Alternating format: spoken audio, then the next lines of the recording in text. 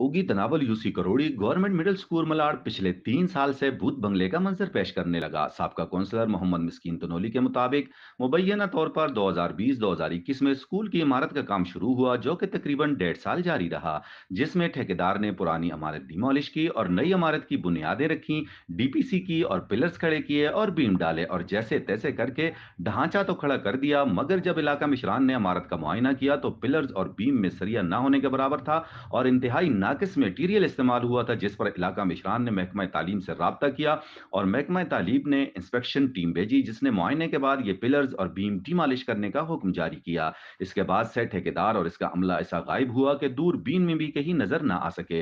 महकमा की तरफ से किराए पर मुतअद्दिद इमारतें हासिल की गई स्कूल के लिए, मगर बाज नागुजीर वजूहात की बुनियाद पर जल्द ही वो भी खाली करनी पड़ी, क्योंकि ये देहाती इलाका है, यहाँ किराए पे इमारतें दस्तयाब होना इंतहाई मुश्किल और नामुमकिन था। इस दौरान जला देने वाली गर्मियां, खून जमा देने वाली सर्दियां और बहाकर ले जाने वाली बरसात नौनिहालान और दुख्तरान कौम और मामरान कौम असातिज़ा इकराम ने खुले आसमान तले किस कर्ब में गुजारे और वो किसी से पिन्हा नहीं। इलाका मिशरान के मुताबिक मुतअद्दिद बार मुतलका महकमाजात और अफसरान को बताया, मगर बेसूद। इसका जिम्मेदार कौन? महकमा तालीम, ठेकेदार रियाज या इसके इंचार्ज शम्स और नसीर, या हमारे साबका मुंतहिब नुमाइंदगान? फैसला आप करें। अब साबका कौंसलर मोहम्मद मस्कीन तनोली की क़यादत में पीटीसी मेंबरान और हमायदीन और मुअज़्ज़िज़ीन इलाका ने नौ मुंतखब एमपीए पीके 33 इकरामुल्लाह खान गाजी को तहरीरन दरख्वास्त दी है कि वो इनकी दाद रसी करें और इनके मासूम बच्चों को और मामरान कौम असातिज़ा इकराम को इस जानलेवा अजाब से निजात दिलाएं।